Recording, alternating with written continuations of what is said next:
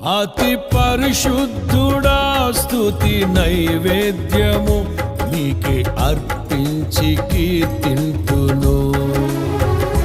నీవు నా పక్షమై నన్ను దీవించగా, నీవు నా తోడువై నన్ను నడిపించగా, జీవింతును నీ కోసమే